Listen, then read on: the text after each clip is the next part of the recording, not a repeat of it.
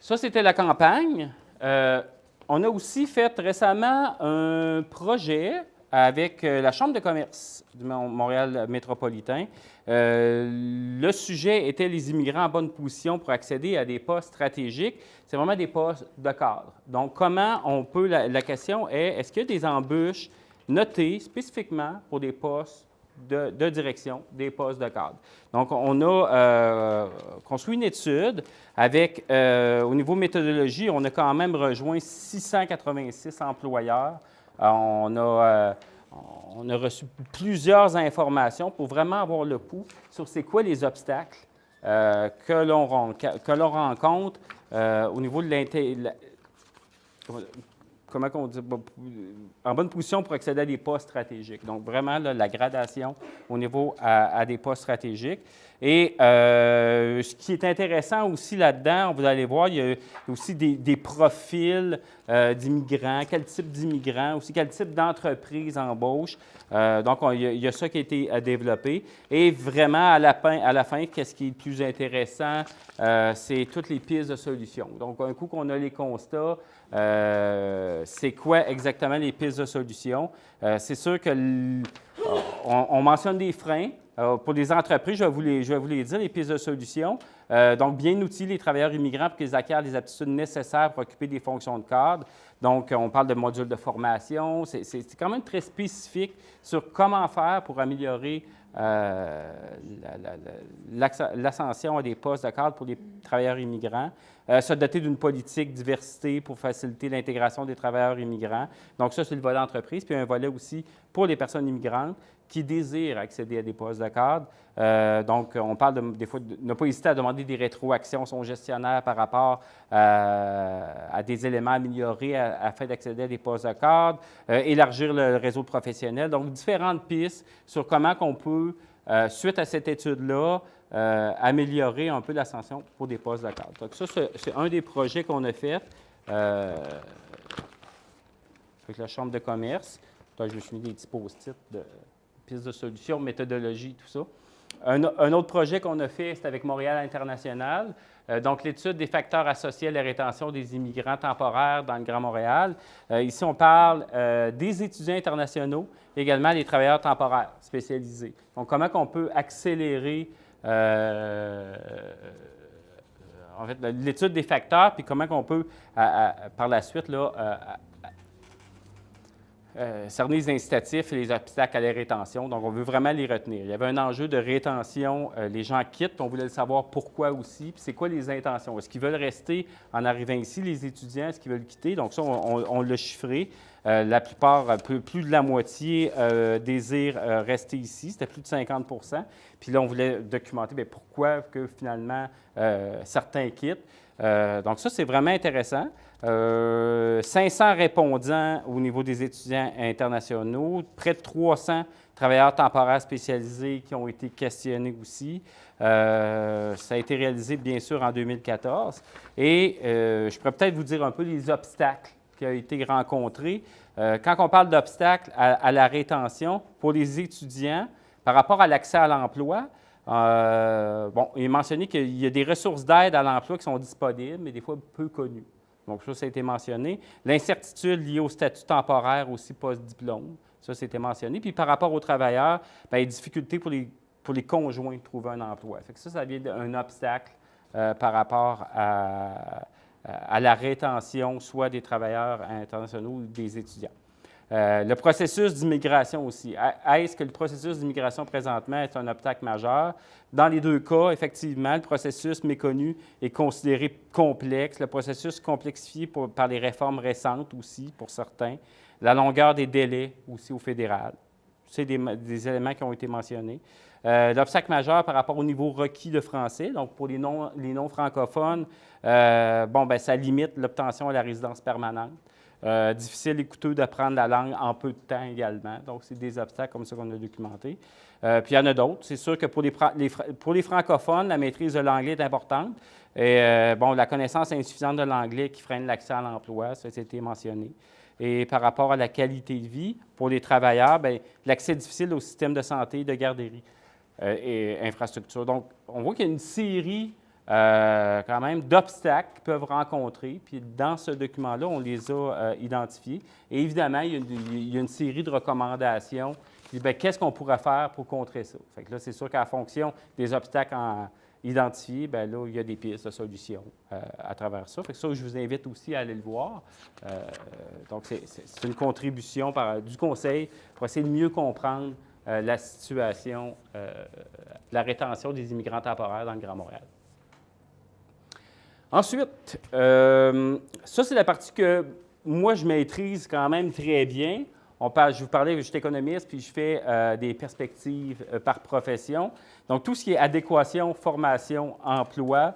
On a récemment produit un diagnostic des besoins de main-d'œuvre et adéquation, formation, compétences, emploi dans le secteur de la mode.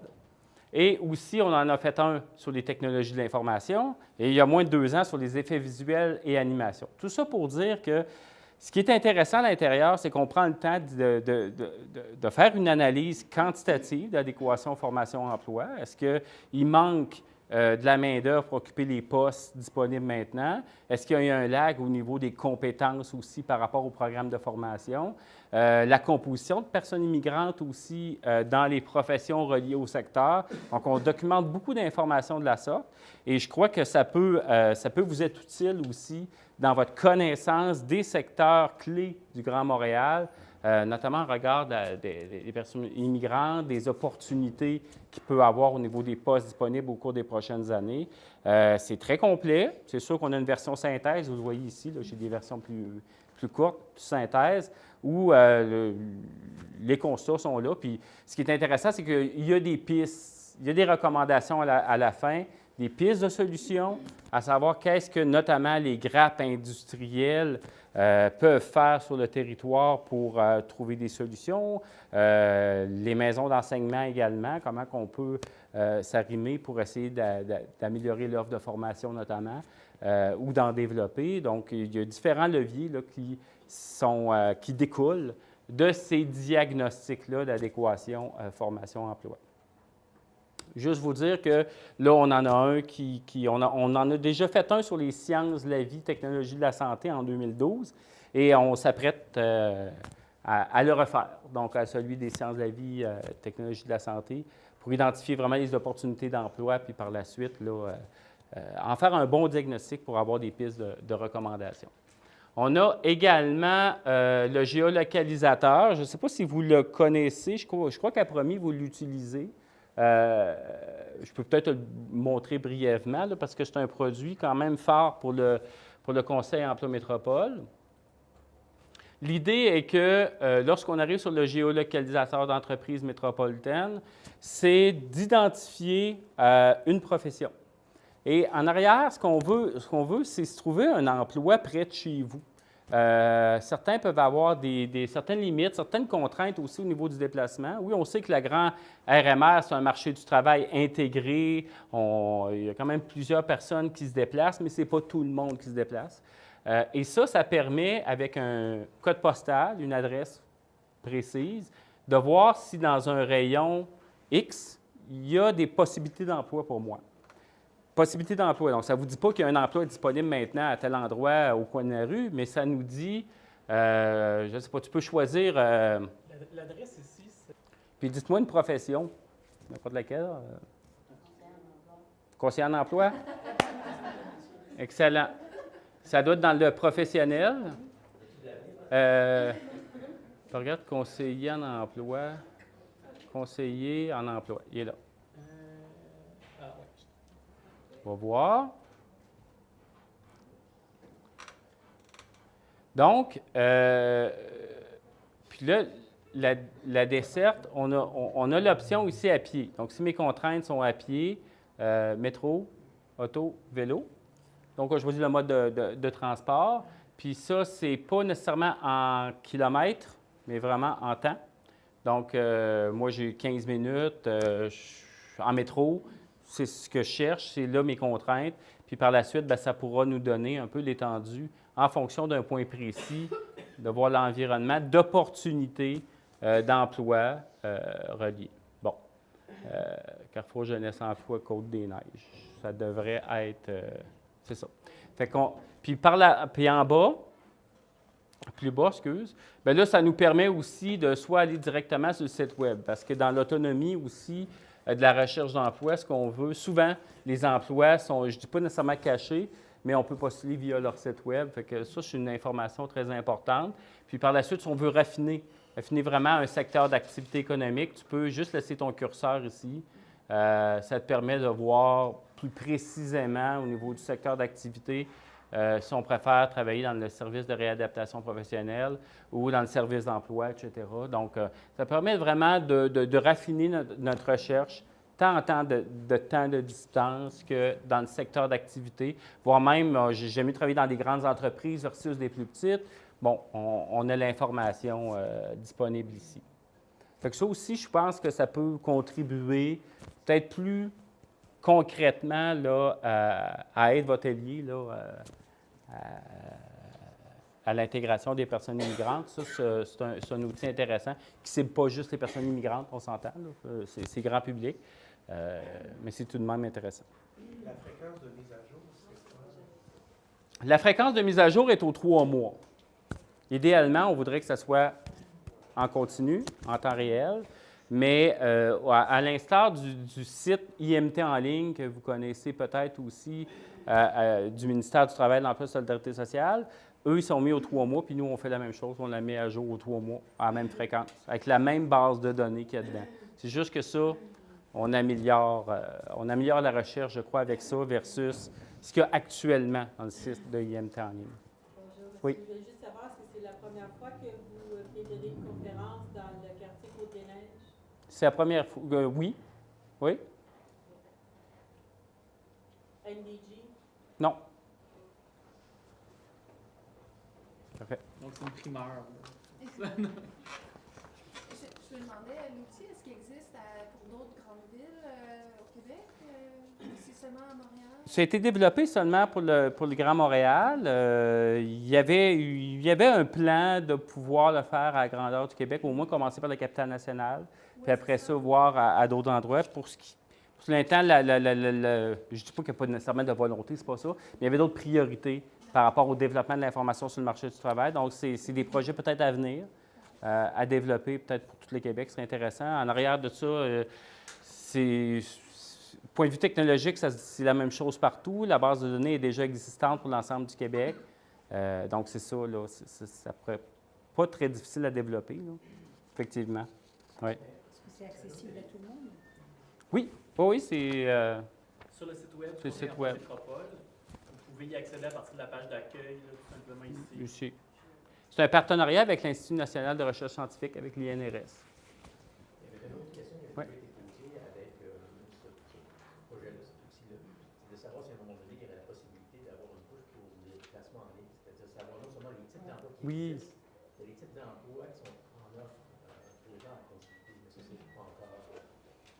Bien, c'est pas encore, puis je vous dirais, je pense que si on veut parler d'idéal, ça serait ça. Donc, de voir, oui, les opportunités d'emploi autour de moi via des entreprises, mais voir, oui, mais cette entreprise-là, est-ce qu'il y a des offres concrètement, présentement? Pour l'instant, le lien n'est pas fait. Il ne sera pas fait à très court terme non plus. Je dis ça parce qu'il y a quand même le projet, puis on l'a vu dans la stratégie nationale de main-d'œuvre, il y a un projet de carrefour de l'emploi qui est en développement, qui s'en vient avec des fonds attribués à ça. Et il va y avoir une amélioration de l'information sur le marché du travail, puis les entreprises. Donc, il faut voir sous quel angle ils vont vouloir le développer aussi. Mais jusqu'à temps que ça soit développé, bien, cet outil-là est quand même intéressant. Mais je ne pourrais pas vous dire, mais ça serait souhaitable. De voir telle entreprise, oui, puis est-ce qu'elle embauche présentement, puis voir même, est-ce qu'elle a déjà affiché dans la dernière année, à tout le moins, pour voir quel type de poste. Donc, ça améliorera encore une fois l'information puis les liens qu'on peut faire entre les banques de données et l'information. Oui. Parfait. Ça, c'est pour le géolocalisateur. Par la suite, c'est sûr qu'on a aussi, ce qu'on produit sur notre site, on fait des bulletins sur le marché du travail ou également avec les données sur le marché du travail. On fait justement nos analyses annuelles, donc on fait 2 bulletins par année. un bulletin semestriel, donc pour voir les premiers 6 mois de l'année, puis un autre qui couvre tout l'ensemble de l'année. Puis il y a toujours un volet là, sur les personnes immigrantes, donc c'est quoi l'évolution. Fait que je voulais aussi dire, là, pour ceux que ça intéresse, on traite des questions, encore une fois, des personnes immigrantes dans nos bulletins sur le marché du travail qu'on produit. Oui, aussi, ben, c'est ça. On a fait beaucoup, mais il y a encore beaucoup à venir. Puis qu'est-ce qu'on a pour l'instant dans les cartons? J'ai parlé là, du diagnostic d'adéquation, sciences de la vie, technologie de la santé qui s'en vient. Mais on a aussi un portrait métropolitain du secteur de l'économie sociale, qu'on a travaillé avec le chantier de l'économie sociale, donc qui est en route, il va être dévoilé sous peu. On a outils d'aide à l'intégration des gestionnaires immigrants avec l'Ordre des administrateurs agréés du Québec. Le projet, bien, en fait, on vise le développement d'une trousse à outils accessible à tous en format papier web, dédié à l'accélération de l'intégration des personnes immigrantes dans des postes de gestion.